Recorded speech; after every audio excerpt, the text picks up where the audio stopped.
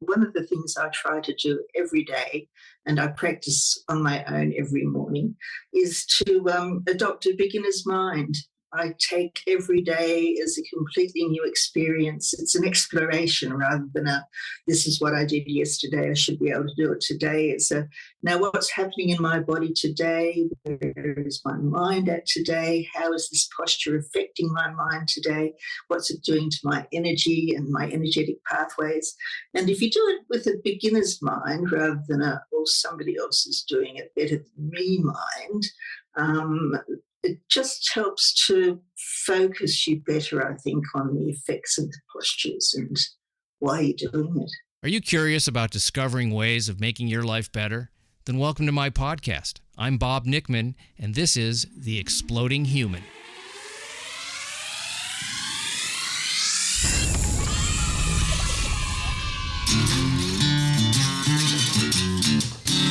Listen in while I talk with all kinds of people in the fields of personal growth, health and healing, alternative therapies, psychology, spirituality, environment, and the future.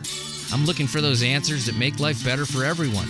You'll meet cutting-edge practitioners, doctors, artists, filmmakers, business people, and those who have overcome challenges. The brave, the curious, anyone who is out there helping us humans to explore, expand, and explode. Hey, welcome to The Exploding Human. My name is Bob Nickman. My guest today is Sue Bushell. She is an award-winning writer transformed by over 25 years of dedicated yoga practice. Her exploration into this ancient discipline has shaped her understanding of wellness, spirituality, and extensive contributions to the media and publication industries. We talk about her new book, Radiant Bliss, which offers a holistic approach to yoga, covering not just physical postures, but also mental and spiritual practice. We also talk about the power of cultivating the beginner's mind. So let's head over to Australia and talk to Sue Bushell. Sue Bushell, Bob Nickman here in Los Angeles. You're in Cambria, Australia. That's right. Another international podcast, folks. Here we go, all around the world. Now, the good news is we're going to be talking about yoga, and I actually do yoga. That's fantastic. There's so many types of yoga. There's so many ways to do it. There's so many theories. There's a lot around it, and some people get very dogmatic, and some, like myself, just want to feel good.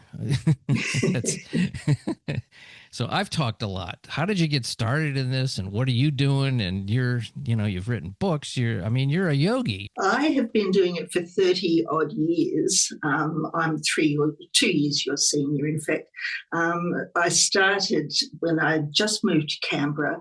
I was working from home, didn't know anybody, and was very shy and didn't really have much of a schedule left for socializing anyway. So I started doing yoga to videos then and to audio recordings, and I ended up belonging to 3 online yoga studios, and I was doing an hour and a half practice every single day. And for 10 years I practiced at home, and I was too shy and too scared to ever go to a yoga class. And then one day, I don't know what happened. I don't know why. I just suddenly said, I'm going to change this. And I went to my first yoga class, and it was the best experience I had had for so many years. The people were so warm and welcoming. The teacher was wonderful. It was a Dru Yoga class, which is the style I ended up taking up anyway. And I've never looked back. Dru is just such a wonderful modality of yoga that it's nourished me for the last 20 years and kept me deep diving into yoga philosophy. That is actually a type of yoga I didn't hear of until I read your bio. Dru Yoga, D-R-U. I mean, I've heard of Ashtanga and Kundalini. There's what's Dru, D-R-U? What does that mean? Dru was founded by the son of one of Mahatma Gandhi's grahas. Do you know about the people who went on the Salt March with Mahatma Gandhi? A little bit. Yeah. I know who he was, but I'm not exactly. The Salt Marches were protests against the injustices and ended up being extremely effective, but it was very much about nonviolence. Anyway, that's a bit of a diversion. Yeah, the British were not the best people to the people of India. Absolutely not. But anyway, he grew up in Kenya during the Mau Mau attacks and came over here, incredibly well trained in yoga, deeply spiritual. And then his son founded the Dru Yoga School along with Chris Barrington 40 years ago, I believe. And they started off going around the world to trauma zones and doing de-traumatization yoga in all sorts of places, from Bosnia through to everywhere in the world. I think that there were wars at the time. And now they've just grown into this incredibly strong yoga school that runs courses, online courses. And it's just a beautiful style of yoga that's deeply imbued in yoga philosophy and is a heart-based yoga. So everything we do is about awakening the heart and nurturing the spirit. Well, the world needs a lot more of that, that's for sure. It certainly does, yes. And we do try to be ambassadors of light for, just spreading the love and joy of yoga around the world, because I just think it's got such therapeutic value. And I would recommend it to anybody under any circumstances. And the other joy of Dru is that it's adaptable to anybody's physiology. It doesn't matter whether you're incapacitated. In fact, one of my teachers, when she started her teacher training, which I also did several years later, she was in a wheelchair. She had multiple sclerosis. She couldn't feed herself. She had to drink through a straw and have constant carers. And she sat at the back of the class for the first, it's a 15-month course, and she sat at the back of the class for the first modules just visualizing doing the movements. And by the end of the class, halfway through the course, she was no longer in the wheelchair and she was doing the yoga with everybody else. And then she went on to become a wonderful yoga teacher who wrote her own book. And I tell a little bit of her story in Radiant Bliss, in my book, about the transformative power of yoga for people like that. So she went from being in a wheelchair and couldn't feed herself, couldn't go to the toilet by herself. And what was the diagnosis that she had again? Well, it was multiple sclerosis. Oh, that's right. You said multiple. So she had MS. MS. And through yoga, she was able to diminish the symptoms so much that she became a yoga teacher? Indeed. And a lot of it was just visualizing doing the movements while everybody else was doing them. And she was able to feel the energetic changes just through her visualization. I mean, that turns conventional medicine totally on its head. I mean, that's one of those things when I would assume when somebody gets that diagnosis, they go, it's just going to get worse and worse. And then I'll be completely incapacitated and then I'll die. And, I've seen people that have had it. I've also actually seen some, I knew one woman, she was in sort of alternative medicine, chiropractic and all that. And she was able to really mitigate her symptoms. I was around her many years ago. She was, a practitioner. So that was my first glimpse that the conventional things you're told may not always be the case. So this is a very dramatic story. It is indeed. Yes, it's one of the reasons why I felt I had to write a book, because there's just so much in Dru that I felt we had to share with the world about yoga philosophy. And tell me the name of the book. It's Radiant Bliss, a transformative yoga journey for the modern soul. Okay. It took me 5 months to write, 5 years to write, I'm sorry. Yeah. But for the first 4 years, probably, I was just pretending to write the book by spending hours gathering information and organizing and pulling research together. And then I sat down and I said, about a year after that, I said, I've just got to get this done. So I sat down and I just had a huge push, and then finished the book in about 12 months, I suppose, after that. I think a lot of people could benefit. Well, I'm sure. And you probably have some case studies in there like the one you just mentioned. I think you're freezing. Yeah, so are you. Oh, no, I think I'm going to have to hotspot. Excuse me. Yeah. Things aren't going well technically today. Well, it happens. Sometimes it's actually a miracle when you think about you're sitting in all the way across the world, and we're talking and seeing each other at the same time. Yeah, it is actually. It's And it's almost incredible. for free. It's almost for free. And it's absolutely transformed the way people teach yoga, of course, getting back to my topic, because, before COVID, most classes were automatically in person, and now Yeah. it's all online. It's amazing. Yeah. It really, and you can learn anything that you want to learn online now. If you can have the discipline to really do what it takes to do it. It's astonishing what can be done. And yet people like to sit and watch cat videos. I don't get it.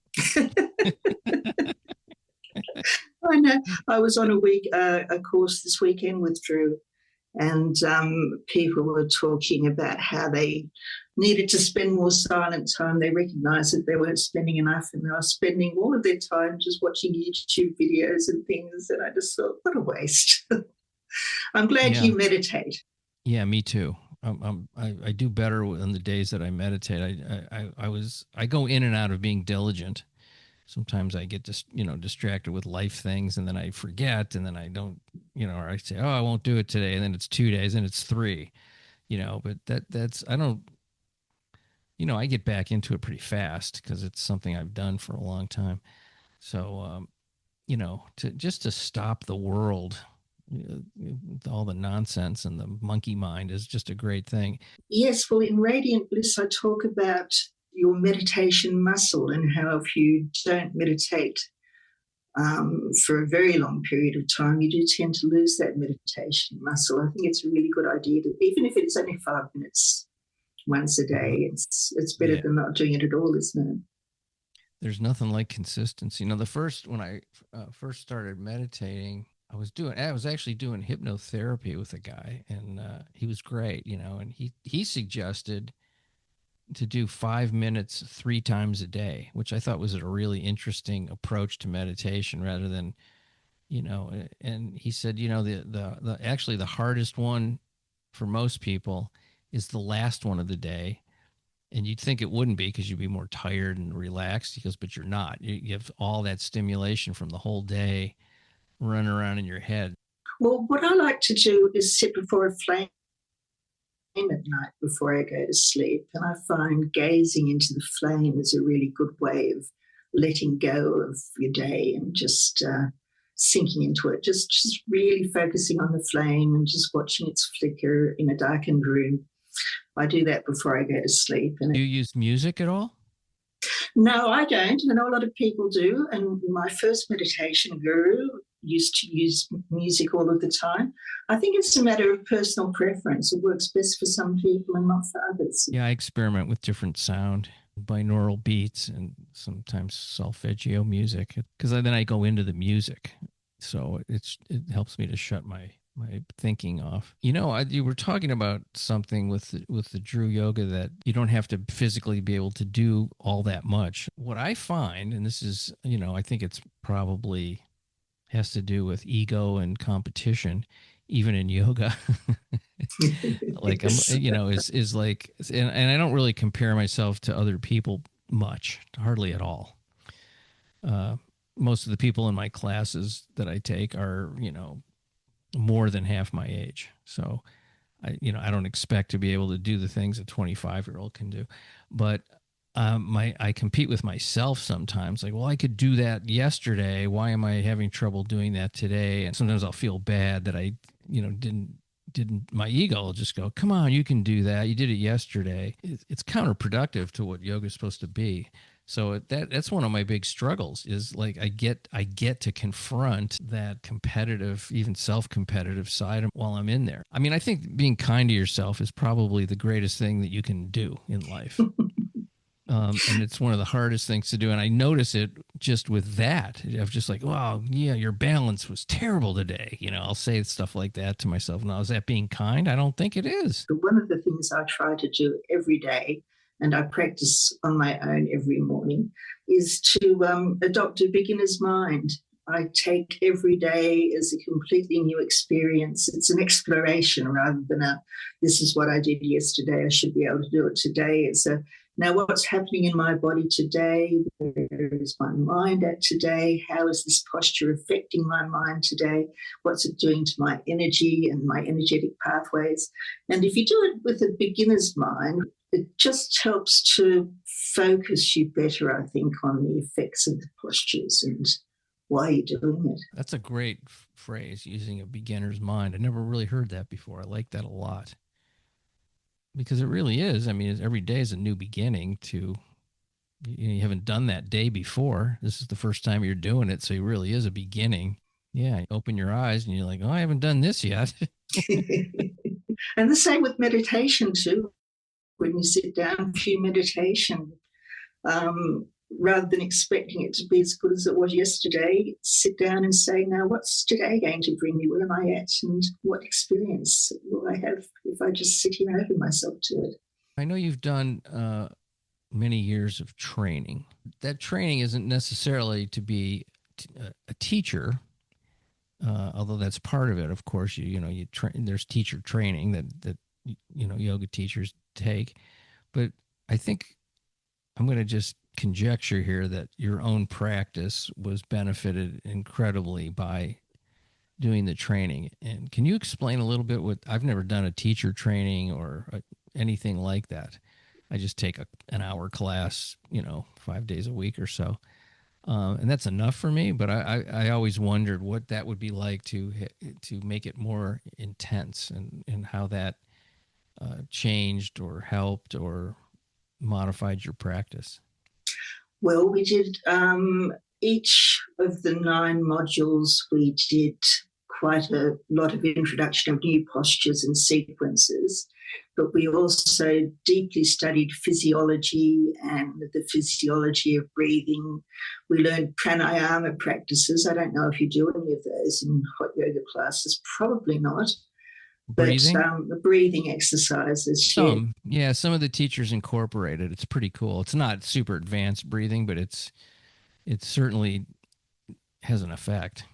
It doesn't need to be super advanced, though. There are dozens and dozens and dozens of different types of breaths that you can use for different effects or for different motivations. But yes, so then pranayama, and then quite a deep dive into yoga philosophy to help understand the why of yoga and how yoga works, yoga anatomy. By the time you came out, you were pretty well trained and versed to be a yoga teacher, but I never wanted to teach. I didn't do it to be a teacher. I just did it to dive deeper into yoga, in the same when I did my meditation teacher training, which followed on from that. We went really deeply into yoga philosophy and pranayama and how to sit for meditation and how to teach meditation. But again, I've never had the motivation to teach, but I've been a writer all my life. So I think my way of teaching is through my words, my written words. So that's why I wrote Radio Bliss, really. It was my way of making the most of my yoga teacher training in a way that suits my modality rather than that of all of those wonderful teachers who came out of the teacher training and stand up in front of classes and enrich people's lives that way. There was one class at the studio I go to where one of the teachers was basically teaching very specific fine-tuning of different postures, and it was kind of like taking a teacher training in these weekly increments of an hour.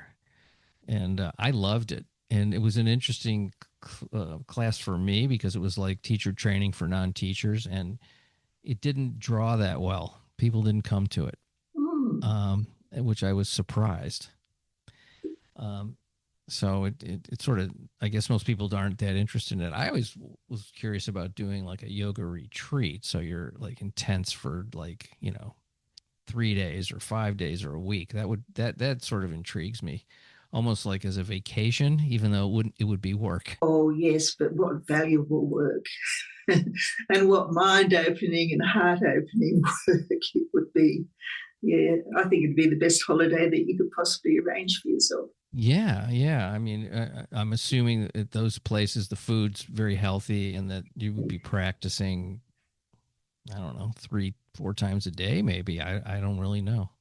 And vegetarian diet, of course, speaking of food, because that's pretty much a yogic staple, is the understanding that a vegetarian diet is better for you spiritually as well as physically. Yeah, I've heard that. I'm not a vegetarian, but I'm not a carnivore either. So I'm sort of a balanced between a lot of things, and kind of listen to my body as sort of a test tube. It's like, oh, that worked. Well, that didn't work. It's a beginner's mind, isn't it? You're It looking at the is. food you eat and saying, how is this affecting me? Yeah. Yeah. And sometimes I'll eat stuff and go, well, it's probably not that great for me, but I don't care. Yes, I'm guilty of that as well. It took me a long, long time to become a vegetarian because of family things apart from anything else, but I haven't looked back really since then. Although every now and again I yearn for a bacon sandwich. Of course, and you deserve that. Why not? See, it's making you laugh, so why not? That's Well, telling me something. yeah. There's a certain stress to trying to be your ideal of perfect. That's worse to me than, because you had the stress part of it rather than just enjoying something once in a while. Is what's wrong with that? So, do they ever talk yoga philosophy in your hot yoga classes? A little bit of philosophy, not a ton. Some of the teachers are more akin to talking about that because they've probably studied some of the things you have. But there isn't a overriding philosophy that I can tell. A lot of people talk about, well, love is underneath everything. That's really the main thing that's underneath all of it. And also the intention. What do you want today?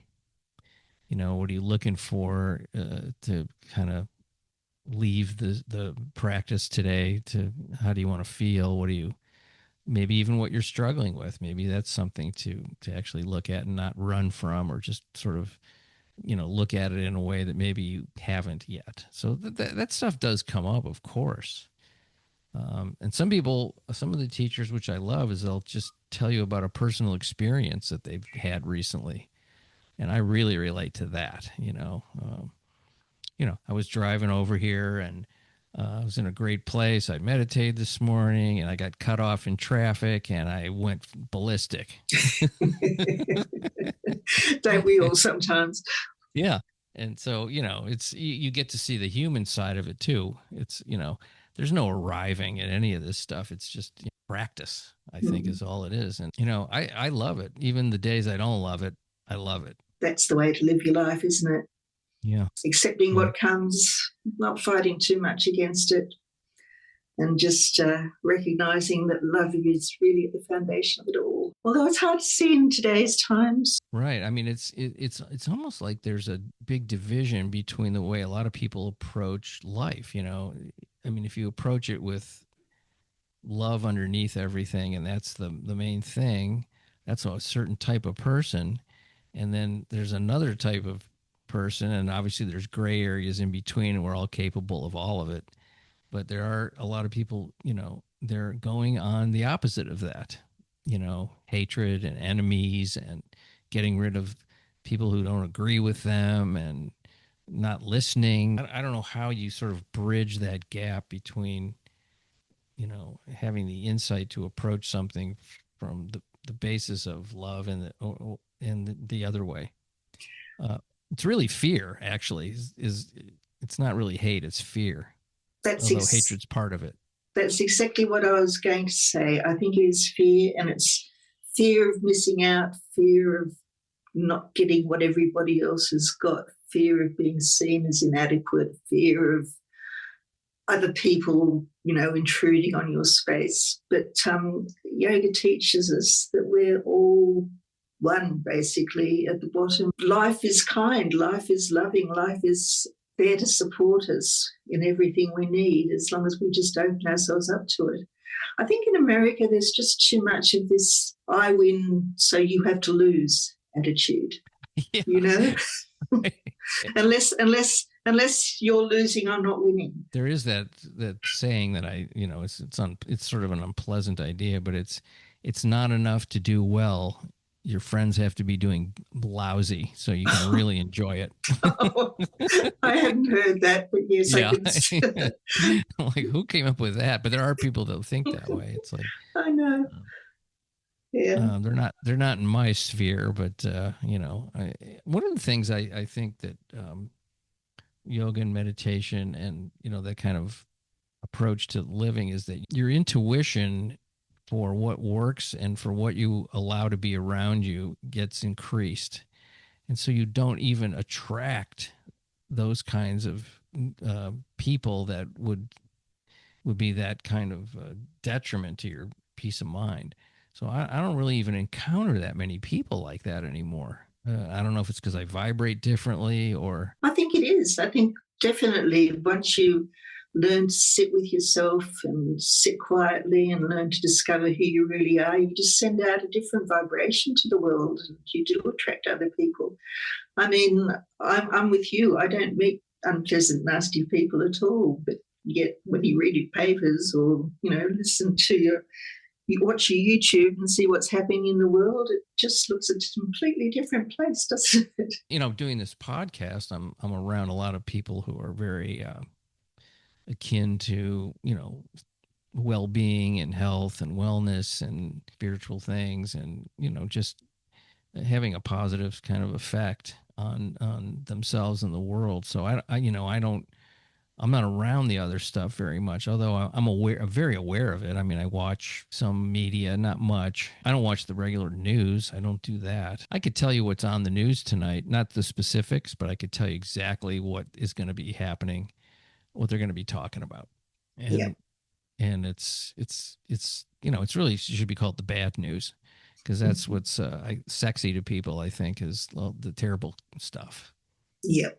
Best not to focus too much on it, really, because you can't change it, so you might as well just accept it and let it not touch you. Water off the duck's back, as they say. So if somebody's listening to this and they're thinking, well, I'm not sure what yoga's for me, and if it's something I even want to try, and where do I go, and how do I do this, how would you sort of express to them how they might begin at least checking it out? There are so many different ways. I mean, you'll find thousands and thousands of YouTube channels with yoga teachers. There's places like Insight Timer where you can do classes, lots and lots of online yoga studios. They could start the way I did and never go and meet a single person and just try it out at home and see if it suits them. Or they can be really brave and find a local yoga class and head along in and just go there for the day and see. A lot of people who are unsure about yoga never look back after attending their first yoga class. I can assure you of that. I've been to a few yoga classes where the teachers just stand up there and don't bother to suggest modifications for people with specific conditions. In Dru Yoga and also in Radiant Bliss, I talk a lot about what you can do if you've got high blood pressure. There are modifications you can make to certain poses that you wouldn't necessarily do if you had high blood pressure or low blood pressure. There are things you can do in a chair. If there's mobility issues, you can do some amazing yoga just sitting in a chair and following videos and things. But I'd avoid classes where the teachers don't seem to be very caring of the individual and just want to teach the whole group as if they were one machine. Yeah. Well, Mm-hmm. It's important to be sensitive to that. But that's the joy of yoga. Anybody can do it. It doesn't matter what their physical condition. As I related about Lynette before, anybody can do yoga and get the benefits. It's just a matter of finding the right class for you. And because yoga's all about activating your energy pathways as well as just toning muscles. And if you're overly tense, you're going to block that energy flow. If you're standing, if you're shaking in a pose because your legs aren't letting you go further or whatever, you're just blocking the energy flow and you're defeating the purpose of yoga. How popular is it in Australia? Oh, huge. Absolutely huge. Yoga teacher on every corner. Really? Okay, good. Well, not literally, but yeah, there's a lot of enthusiasm, lots of different styles. Dru is one of the smaller styles of yoga as far as numbers of people doing it goes, but there's Canberra is the capital of the Dru Yoga, is the centre of the Dru Yoga classes there. And there are just people all around Australia and New Zealand who've been trained in teaching. It's just lovely. I was reading something in the your bio about helping teenagers. It's not a specialty of mine, but I did do the kids and teens teacher training as well. And they do find, I've read studies, you might have seen them as well, about teaching meditation in schools and just finding that the levels of concentration soar, the levels of aggression and tension and self-confidence or lack of self-confidence drop. Huge improvements in classes when you can teach meditation and yoga in schools too. I didn't have any of that when I was going to school. Oh, neither me. That would have been total anathema to our school. Yeah, it was like running the 50-yard dash and see who could come in first. That's all it was. Hockey.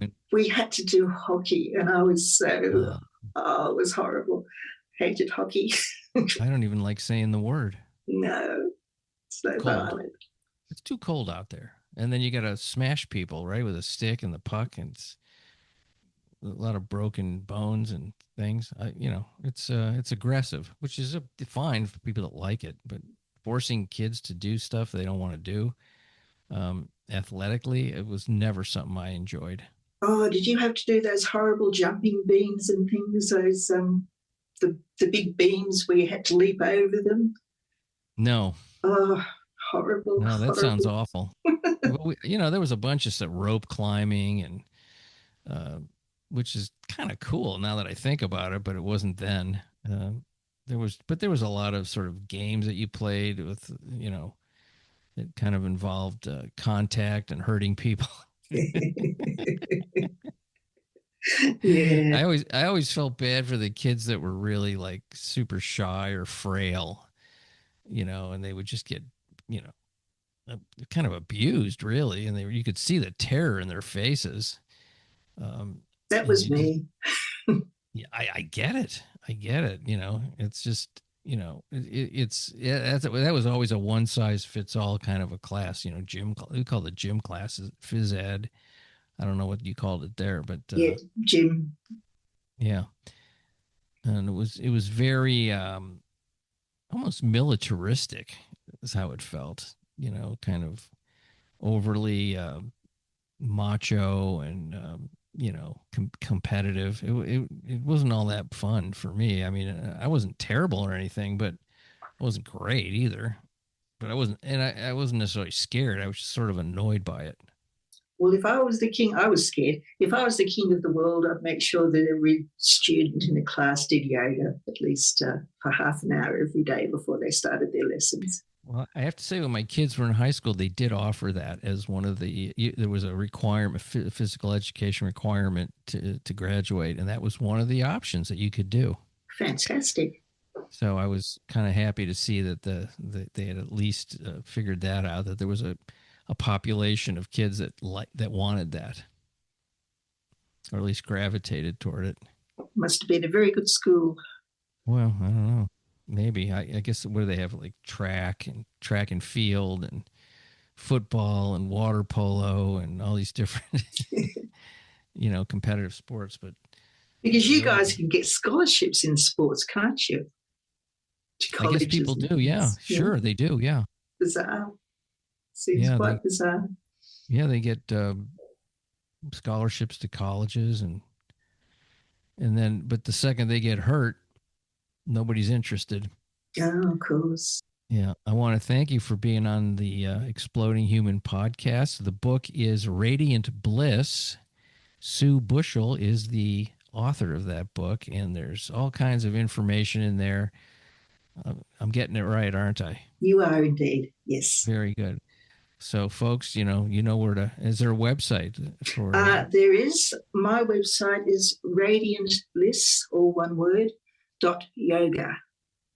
Okay, radiantbliss.yoga for more yoga information from Sue Bushell. One of my, my blog has just been rated one of the top blogs around the world, number 3, I think, of one of the top 8 blogs around the world. So, yeah. Congratulations. All right. Well, she's spreading the word with wonderful information and a great attitude. Thank you so much for being on the show. I really loved talking to you, and enjoy the rest of the day. And thank you so much for having me. Much appreciation for you folks listening to The Exploding Human. The website is theexplodinghuman.com. You can also listen on YouTube. That is The Exploding Human with Bob Nickman. Once again, I want to thank Sue Bushell for being on the show. You can find out more about her book and about Sue at radiantbliss.yoga. Have a fantastic day. Thank you.